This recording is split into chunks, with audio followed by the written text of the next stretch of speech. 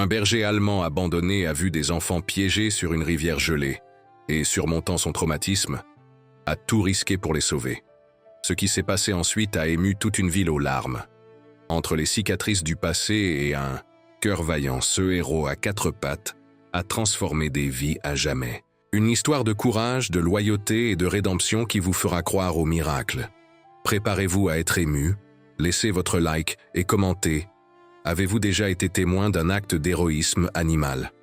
L'hiver à Bellefontaine avait toujours été rigoureux, mais cette année-là, le froid semblait pénétrer jusqu'à l'âme des habitants. Les arbres, tordus sous le poids de la neige, formaient des silhouettes fantomatiques contre le ciel grisâtre. Et la rivière, cette même rivière qui en été accueillait pêcheurs et enfants souriants, reposait maintenant sous une couche de glace apparemment solide. Apparemment. Ce qui allait se passer ce dimanche matin changerait à jamais non seulement le destin de 5 enfants, mais aussi celui de toute une communauté qui avait oublié le sens du mot « union ».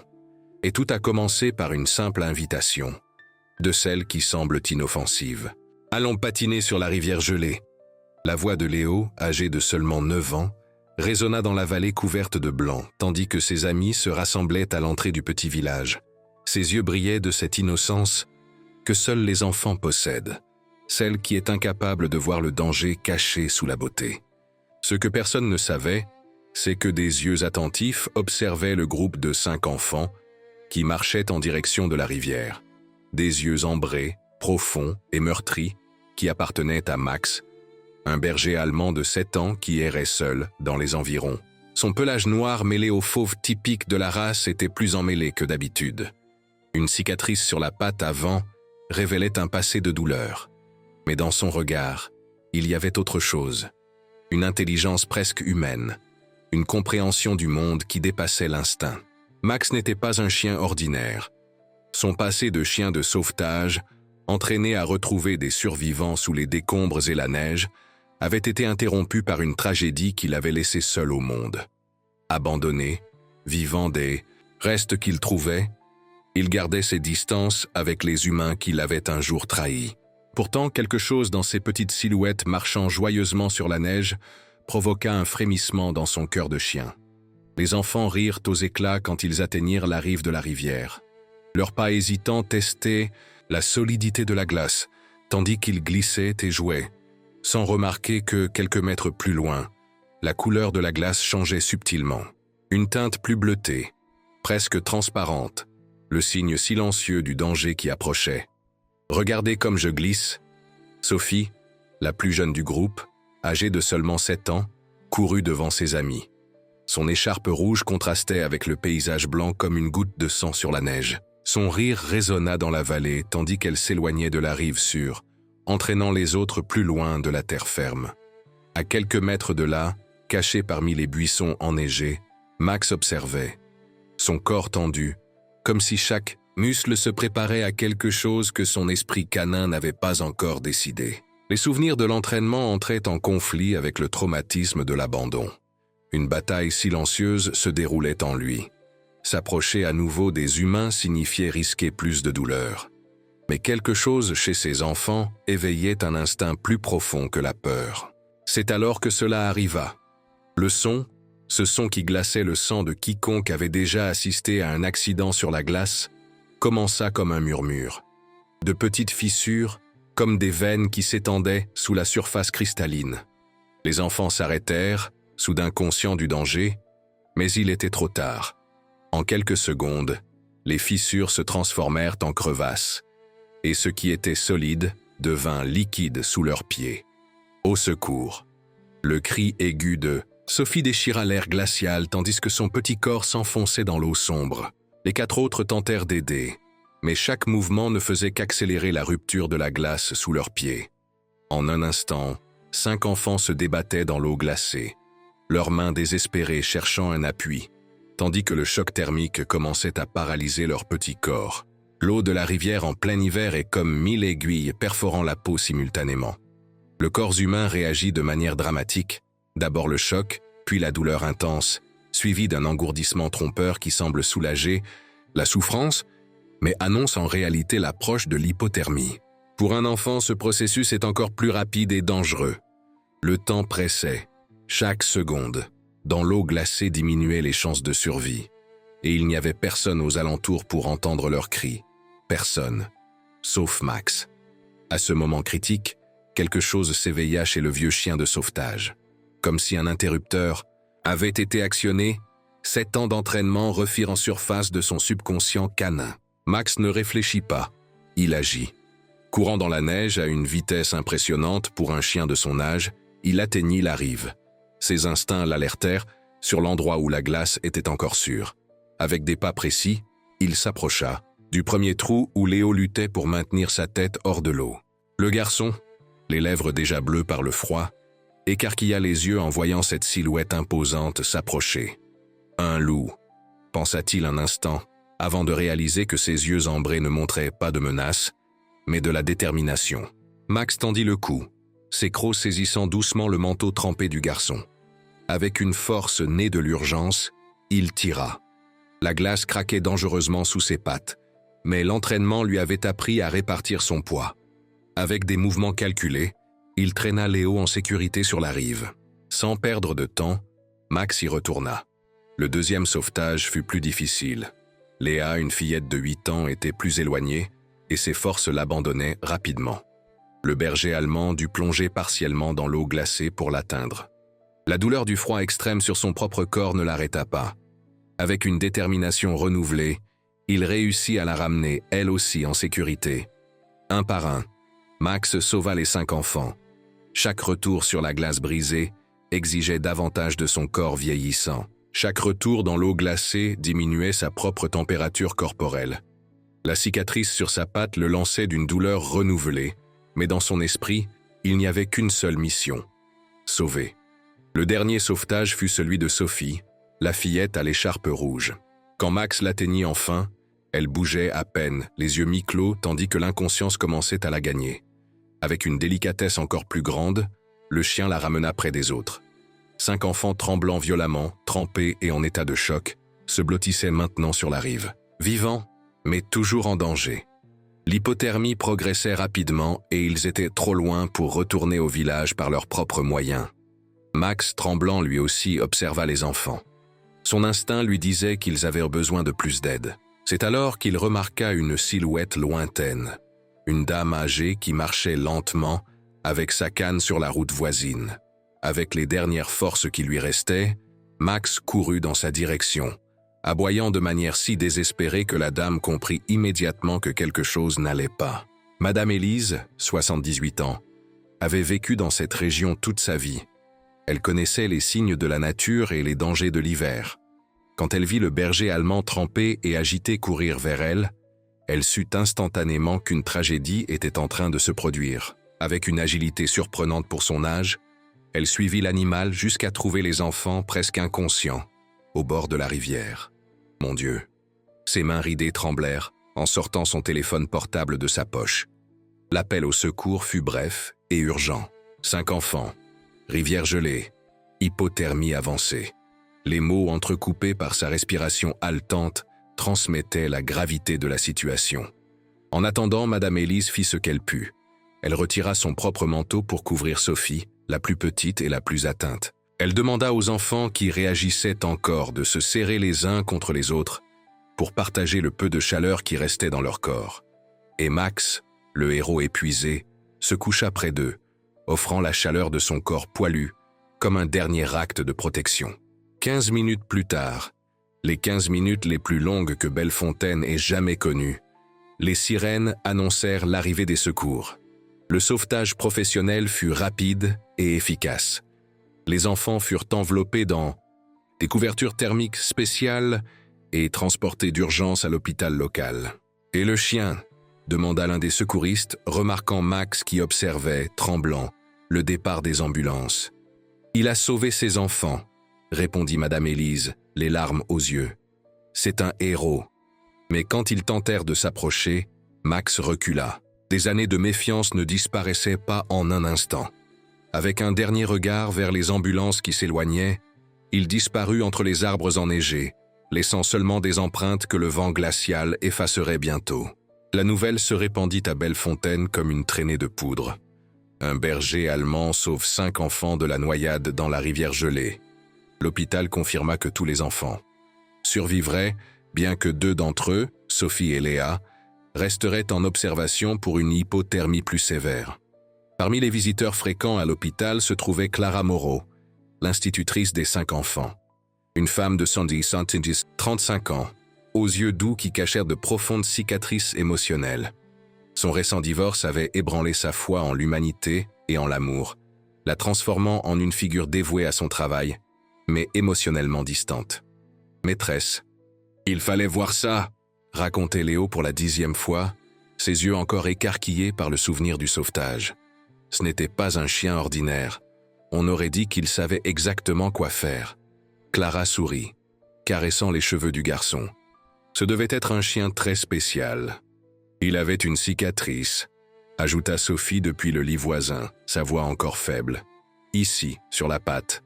Elle montra son propre bras, et ses yeux, c'était comme s'ils comprenaient tout. Et quelque chose dans cette description toucha profondément Clara. Peut-être était-ce la manière dont les enfants parlèrent de l'animal, avec une révérence presque spirituelle. Ou peut-être était-ce l'idée d'un être blessé qui, malgré sa propre souffrance, trouvait encore la force d'aider les autres. Il y avait là une leçon qui résonnait avec ses propres blessures émotionnelles. « J'aimerais pouvoir le remercier », murmura Clara, plus pour elle-même que pour les enfants. « On peut le retrouver ?» Sophie s'assit dans son lit, excitée, malgré son état. « Il doit être quelque part par ici. » C'est ainsi que commença la recherche du héros canin de Bellefontaine. Clara organisa des groupes de recherche et distribua des affiches avec la description du berger allemand. Les enfants sauvés contribuèrent avec des dessins représentant leur sauveur. Des images colorées et imparfaites, mais chargées d'émotion et de gratitude. La communauté, qui avant l'incident vivait divisée par des querelles sur le développement local, trouva un objectif commun dans la recherche du chien héros. Des voisins qui se saluaient à peine se réunissaient maintenant le week-end pour explorer les zones reculées de la forêt, appelant un chien qui n'avait pas de nom, ou du moins, pas un qu'ils connaissaient. Pour Clara, la recherche devint presque une obsession.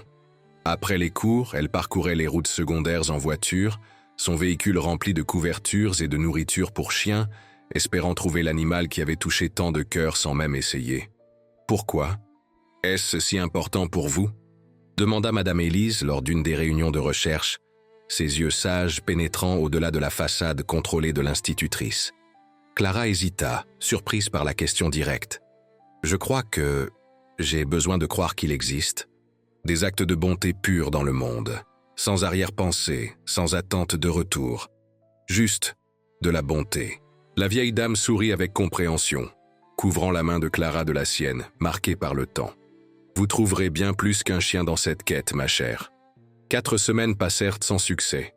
L'hiver montrait son visage le plus cruel avec une série de tempêtes de neige qui rendèrent les recherches encore plus difficiles. Certaines personnes commençaient à abandonner, suggérant que l'animal aurait pu partir pour une autre région ou, pire, ne pas avoir survécu aux conditions climatiques extrêmes après sa propre immersion dans les eaux glacées. Clara, cependant, persistait. Il y avait quelque chose dans cette mission qui comblait un vide dans son âme qu'elle ne comprenait même pas complètement. Ce fut un vendredi soir, alors qu'un blizzard particulièrement violent ravageait la région, que le destin intervint.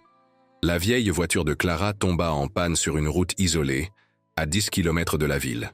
Le moteur s'arrêta tout simplement, la laissant piégée au milieu de la tempête, avec son téléphone portable sans réseau, et l'obscurité s'installant rapidement autour d'elle. « Ça ne peut pas arriver », murmura-t-elle pour elle-même, essayant de contrôler la panique grandissante en observant la neige s'accumuler rapidement autour du véhicule.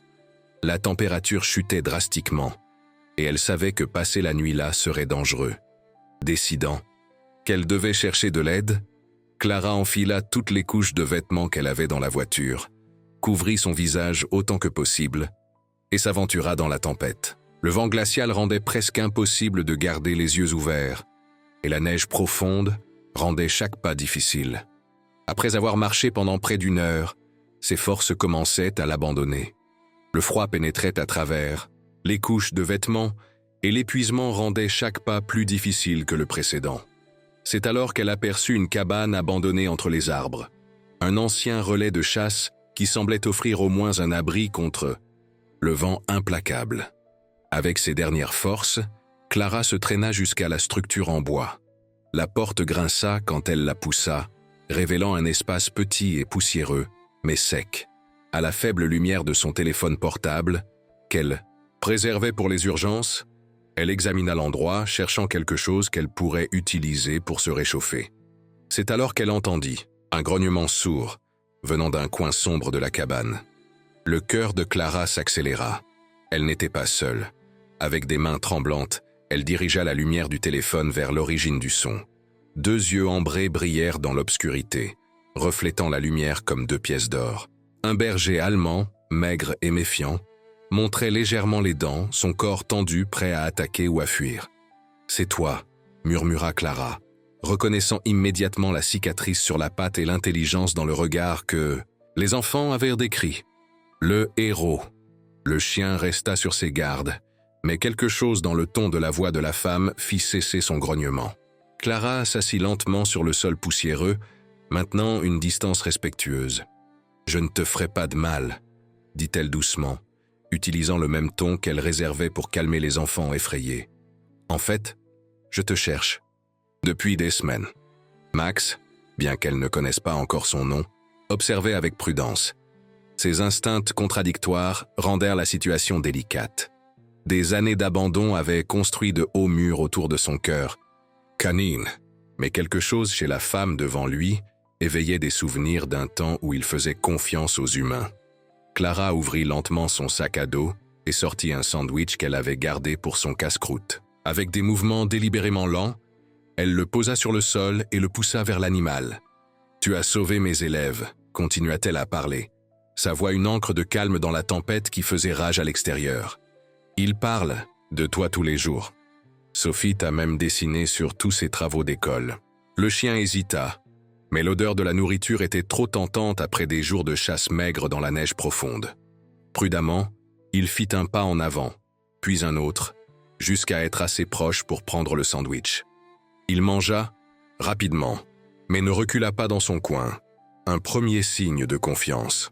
Clara continua de parler, partageant des histoires sur les enfants qu'il avait sauvés, sur la façon dont la communauté s'était unie pour le retrouver, sur comment il était devenu un symbole d'espoir pour Bellefontaine. Sa voix douce remplissait la cabane sombre d'une chaleur plus grande que n'importe quel feu n'aurait pu fournir. La nuit avançait, et le froid s'intensifiait. Clara commença à trembler violemment, malgré toutes les couches de vêtements. Percevant cela, Max fit quelque chose de surprenant. Il s'approcha davantage et se coucha à côté d'elle, offrant la chaleur de son corps comme il l'avait fait avec les enfants le jour du sauvetage. Des larmes silencieuses coulèrent sur le visage de Clara. Cet animal, qui avait toutes les raisons de se méfier des humains, mettait une fois de plus les besoins d'autrui avant les siens. La leçon de compassion ne passa pas inaperçue. « Merci », murmura-t-elle, posant délicatement une main sur le pelage rêche du chien. À sa surprise, il ne recula pas. C'était le premier contact humain que Max acceptait volontairement depuis plus d'1 an. Quand le matin arriva et que la tempête se calma enfin, une équipe de recherche trouva Clara et Max encore dans la cabane. La nouvelle que le chien héros avait été retrouvé se répandit rapidement. Les 5 enfants sauvés furent les premiers à vouloir lui rendre visite, mais Clara, comprenant la nature prudente de l'animal, demanda de la patience. En emmenant Max dans une clinique vétérinaire locale, une autre découverte eut lieu. Il possédait une puce électronique. L'information révéla que son nom était bien Max et qu'il avait appartenu à Michel Dubois, un pompier décédé lors d'une opération de sauvetage dans un incendie de forêt. La veuve du pompier n'a pas pu gérer le souvenir, expliqua le vétérinaire, le docteur Pascal, en examinant attentivement le berger allemand. Apparemment, elle a abandonné le chien dans une zone isolée il y a environ 1 an. Cette révélation apporta un nouveau poids à l'histoire de Max. Ce n'était pas seulement un chien abandonné, c'était un chien qui avait perdu son compagnon humain dans des circonstances tragiques pour ensuite être rejeté par la famille. Qui lui restait? Il vivait son propre deuil, murmura Clara, caressant doucement la tête de l'animal pendant que le vétérinaire terminait l'examen. Le lien entre eux grandissait d'heure en heure, 2 âmes blessées reconnaissant, l'une chez l'autre la même douleur.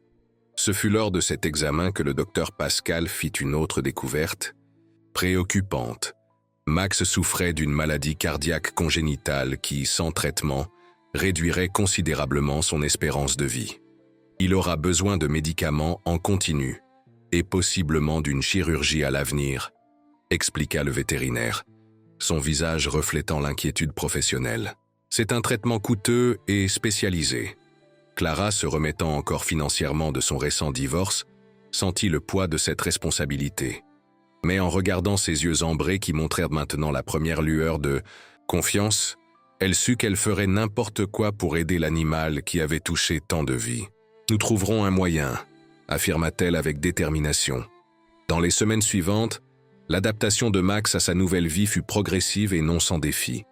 Clara transforma une partie de sa petite maison en un espace spécial pour le chien, avec un lit confortable et des jouets qu'il ignora d'abord, mais qu'il finit par apprécier. Les enfants sauvés furent introduits un par un lors de visites courtes et contrôlées. Sophie, la fillette à l'écharpe rouge, fut la première. Ses retrouvailles avec Max furent émouvantes. Le chien la reconnut immédiatement, sa queue battant légèrement tandis qu'il reniflait la petite fille qu'il avait portée en sécurité. « Il se souvient de moi !» s'exclama Sophie, ses yeux brillants de larmes de joie. Assise sur le sol du salon de Clara, elle caressait doucement le pelage maintenant propre et brillant du berger allemand. « Je rêve de toi toutes les nuits », confia-t-elle à l'animal. « Mais maintenant, j'ai peur de l'eau. » Cette confession innocente révéla une autre dimension du traumatisme. Les enfants portaient des cicatrices émotionnelles de l'accident. Sophie, en particulier, avait développé une peur intense de l'eau, refusant même de prendre un bain sans une anxiété extrême. Lors des rencontres suivantes, Clara remarqua quelque chose d'extraordinaire. Max semblait comprendre parfaitement la peur de Sophie.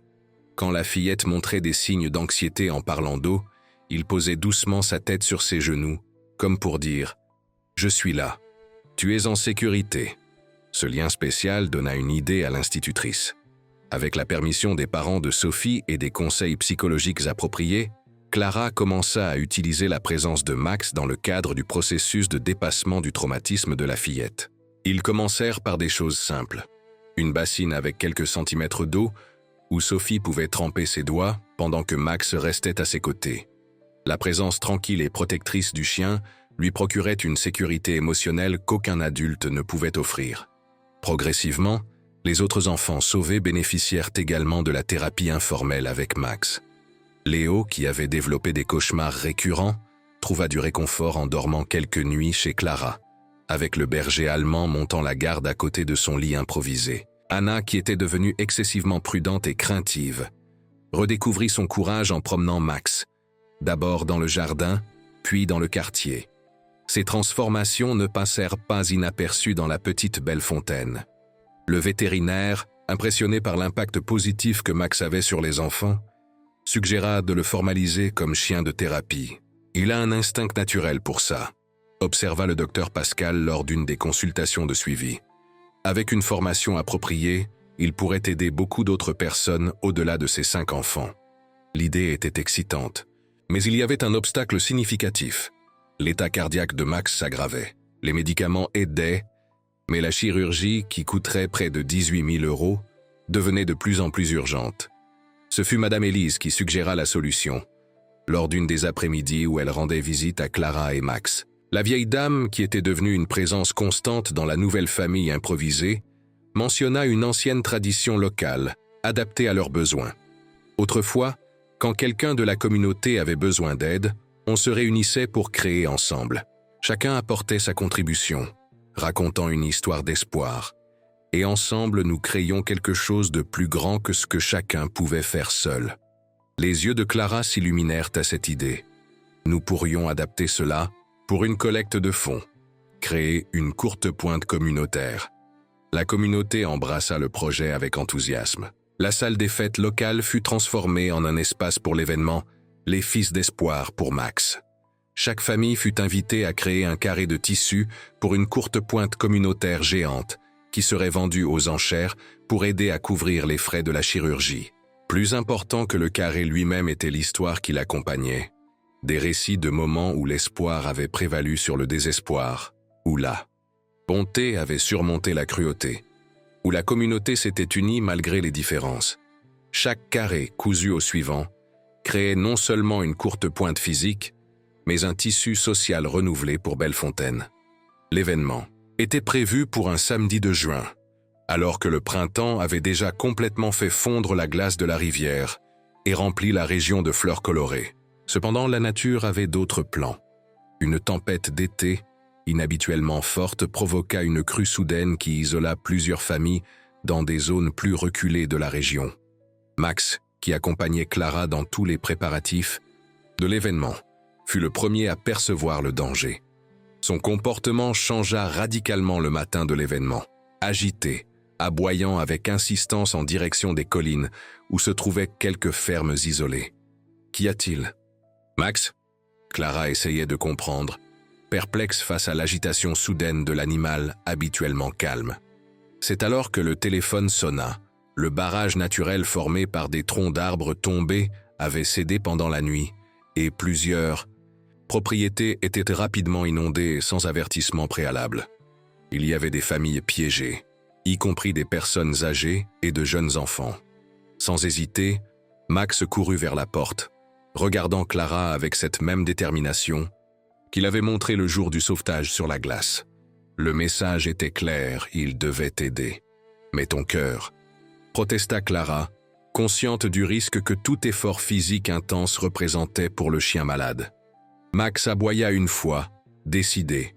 Certains appels transcendent même l'instinct de conservation. Le cœur serré, Clara emmena Max sur les lieux de l'inondation.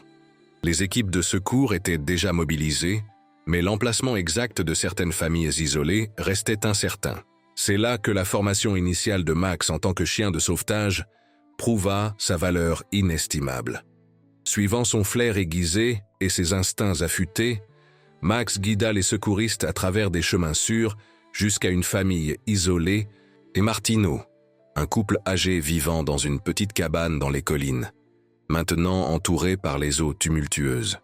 Monsieur Martineau était tombé et s'était cassé la jambe en essayant d'atteindre un endroit plus élevé, et sa femme, atteinte d'Alzheimer à un stade précoce, était trop désorientée pour appeler à l'aide par téléphone. « Comment nous avez-vous trouvés » demanda Monsieur Martineau alors qu'on le plaçait sur la civière. « Personne ne connaît ce chemin secondaire. »« C'est Max » répondit l'un des secouristes, désignant le berger allemand qui reniflait déjà l'air, cherchant d'autres personnes ayant besoin d'aide. Il nous a conduits directement à vous. Ce deuxième acte d'héroïsme, cependant, eut un coût élevé. Après des heures à aider aux recherches, Max s'effondra, son cœur surchargé par l'effort.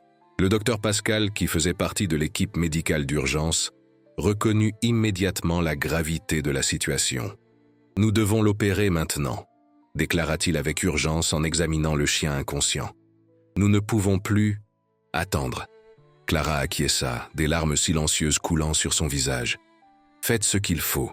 Nous trouverons l'argent d'une manière ou d'une autre. » L'opération dura 5 heures. 5 heures pendant lesquelles Clara ne quitta pas la salle d'attente de la clinique vétérinaire. 5 heures pendant lesquelles la nouvelle se répandit dans la communauté. Le chien héros, qui avait déjà sauvé 5 enfants et aidé maintenant au sauvetage d'autres familles, luttait pour sa propre vie. Des gens commencèrent à arriver à la clinique. D'abord les 5 enfants de la rivière gelée et leurs parents, puis Madame Élise et d'autres habitants, et enfin toute la communauté qui avait été touchée par l'histoire extraordinaire de Max. Ils apportèrent de la nourriture, des couvertures, du café, et le plus important, de l'espoir et des prières pour l'animal qui avait enseigné à tous le sens du courage et de la compassion. Quand le docteur Pascal sortit enfin de la salle d'opération, son visage épuisé s'ouvrit sur un sourire prudent. « C'est un battant », annonça-t-il à la salle d'attente maintenant pleine. « L'opération a réussi, mais la convalescence sera longue et délicate. » Un soupir collectif de soulagement résonna dans la pièce. Clara, qui n'avait pas réalisé qu'elle retenait sa respiration, s'effondra finalement sur une chaise, s'autorisant à pleurer ouvertement. Cette fois, des larmes de gratitude. Quant à la facture, commença-t-elle avec hésitation, regardant le vétérinaire. Elle est déjà payée, interrompit une voix du fond de la salle. Un homme âgé que Clara reconnut comme Monsieur Martineau s'avança, appuyé sur des béquilles improvisées. Nous avons tous contribué. Ce chien nous a réappris ce que signifie être une communauté. Le moins que nous puissions faire est de garantir qu'il ait une chance de vivre longtemps et en bonne santé. Il fut alors révélé que, pendant ces 5 heures d'opération, quelque chose d'extraordinaire s'était produit à Bellefontaine. La nouvelle de l'effondrement de Max s'était répandue rapidement et spontanément. Les gens avaient commencé à donner de petites sommes, de grosses sommes, ce qu'ils pouvaient offrir. Le fonds pour Max, comme il fut officieusement appelé, couvrit non seulement les frais de la chirurgie, mais assura également les ressources pour tous les soins futurs dont l'animal aurait besoin. La convalescence de Max fut lente, mais constante. Clara adapta complètement sa routine pour s'occuper de lui, se levant au milieu de la nuit pour administrer des médicaments, préparant des repas spéciaux pour son régime restreint, l'emmenant à des séances de physiothérapie canine. Son petit appartement devint un centre de visite informel, avec les enfants sauvés apparaissant régulièrement pour lire des histoires aux chiens convalescents. Ce fut pendant cette période de rétablissement que Clara réalisa à quel point sa propre vie avait été transformée. Les blessures émotionnelles de son divorce, qui semblaient auparavant insurmontables, n'étaient plus que des cicatrices, des marques d'un passé douloureux, mais non définissant son avenir. Tout comme Max portait sa cicatrice à la patte, avec dignité, elle avait appris à porter ses propres cicatrices émotionnelles. Quand l'automne arriva, peignant les feuilles de Bellefontaine de tons rouges et dorés, Max était suffisamment rétabli pour commencer sa formation officielle de chien de thérapie. Son instinct naturel, combiné à son intelligence exceptionnelle et à son tempérament doux, fit de lui un candidat parfait. L'hôpital local devint bientôt sa deuxième maison. La présence du chien héros, comme on l'appelait encore affectueusement, apportait un réconfort inestimable aux patients de tous âges. Les enfants en traitement oncologique trouvaient la force d'affronter une autre séance de chimiothérapie après quelques minutes avec Max. Les personnes âgées en rééducation s'efforçaient davantage dans leurs exercices lorsque le berger allemand les observait de ses yeux ambrés encourageants. Clara, inspirée par la transformation que Max avait opérée dans tant de vies, y compris la sienne, lança un programme éducatif sur le sauvetage animal dans les écoles de la région. Héros à 4 pattes, comme elle appela le projet, enseignait aux enfants la responsabilité, la compassion et la valeur inestimable du lien entre les humains et les animaux. Lorsque l'hiver revint à Bellefontaine, marquant une année complète, depuis le dramatique sauvetage dans la rivière gelée, la communauté organisa une cérémonie spéciale. La fête du flocon de neige, traditionnelle dans la région, dédia son événement principal à l'histoire de Max. La salle communale était comble, non seulement d'habitants locaux, mais aussi de personnes des villes voisines, et même de quelques équipes de télévision qui s'étaient intéressées à l'extraordinaire parcours du berger allemand. Max, portant un élégant bandana bleu qui cachait partiellement la cicatrice de son opération cardiaque, se tenait calmement aux côtés de Clara, léchant occasionnellement la main de Sophie lorsque la fillette montrait des signes de nervosité. Ce fut au milieu de cette célébration qu'un silence soudain tomba sur la salle. Une femme inconnue était entrée, grande, mince, avec un visage marqué par une profonde tristesse malgré sa beauté. Dans ses bras, elle portait un simple bouquet de fleurs et un vieux collier en cuir. « C'est elle », murmura quelqu'un dans la foule, « la veuve du pompier. » Laura Dubois avait parcouru plus de 200 kilomètres après avoir vu un reportage sur Max à la télévision régionale. Le visage du berger allemand qu'elle avait abandonné un an plus tôt, dans un moment de douleur insupportable après avoir perdu son mari, fit remonter une avalanche d'émotions contradictoires. Max la reconnut instantanément. Tout son corps se tendit, ses oreilles alertes. Un léger tremblement parcourut son corps tandis que des souvenirs contradictoires surgissaient dans son esprit canin. L'odeur familière de la femme qui avait un jour fait partie de sa famille, mais aussi le souvenir de l'abandon. Clara sentit son propre cœur se serrer. Pendant des mois, elle s'était construit une image mentale de la femme qui avait abandonné Max, quelqu'un de cruel et d'insensible. Mais devant elle se tenait juste une autre personne brisée par la vie, essayant de se reconstruire à partir des débris. La rencontre força toutes les personnes présentes à affronter des sentiments complexes de perte et de pardon. Laura marcha lentement vers Max, s'agenouillant à une distance respectueuse. « Je suis désolée », dit-elle simplement, la voix étranglée par l'émotion. « Je n'étais pas en état de m'occuper de toi quand Michel est parti. C'était trop. Douloureux de te regarder et de me souvenir de lui. » Des larmes coulaient librement sur son visage. « Je sais que je ne mérite pas ton pardon, mais je devais te faire savoir que ce n'était jamais de ta faute. » Max la regarda longuement, puis regarda Clara, comme s'il pesait le sens de cette réunion inattendue. Puis, à la surprise de tous, il fit un pas en avant et lécha doucement la main tendue de Laura. Ce n'était pas un pardon complet, certaines blessures sont trop profondes pour cicatriser complètement. Mais c'était une reconnaissance du passé partagé, une acceptation que la souffrance les avait tous façonnés. Clara faisait maintenant face à son plus grand défi, la possibilité de perdre Max au profit de sa propriétaire initiale. Légalement, Laura avait des droits sur l'animal. Émotionnellement, le lien entre Clara et Max était devenu profond et transformateur pour les deux. Les 5 enfants sauvés, maintenant rétablis physiquement et émotionnellement en grande partie grâce à la présence de Max dans leur vie, défendaient passionnément que le chien reste avec Clara. Sophie, en particulier, qui avait surmonté sa peur de l'eau avec l'aide du berger allemand, exprima ce que tous ressentaient. « Max nous a sauvé la vie, et ensuite la maîtresse Clara a sauvé la sienne », déclara-t-elle avec la sagesse simple d'une enfant de 8 ans. Ils se sont choisis. Après de longues conversations entre Clara et Laura, arbitrées par le docteur Pascal et avec la participation occasionnelle de Madame Élise, une solution surprenante émergea. La garde partagée de Max. Laura, qui travaillait maintenant comme infirmière et déménagerait dans une ville voisine, pourrait passer quelques week-ends avec le chien. Clara conserverait la garde principale, garantissant la continuité du travail thérapeutique de Max. Cette solution non conventionnelle créa une famille élargie pour Max, un reflet parfait des valeurs de communauté et de coopération qui avaient refait surface à Bellefontaine grâce à sa présence. Lors de la clôture de la fête du flocon de neige, Max fut officiellement honoré comme gardien de Bellefontaine. Une plaque commémorative fut installée sur les rives de la rivière où tout avait commencé, racontant son histoire aux générations futures. Les 5 enfants sauvés présentèrent une pièce de théâtre spéciale, intitulée « À travers les yeux de Max », racontant son histoire, mais du point de vue du chien héros, imaginant ses pensées et ses sentiments pendant le sauvetage. La présentation émut tout le monde, surtout lorsque, à la fin, chaque enfant révéla comment l'expérience avait façonné ses rêves pour l'avenir. Léo voulait être vétérinaire. Léa rêvait d'entraîner des chiens de sauvetage. Anna prévoyait de devenir thérapeute spécialisée dans les traumatismes. Un autre Jean parlait déjà de suivre la carrière de pompier.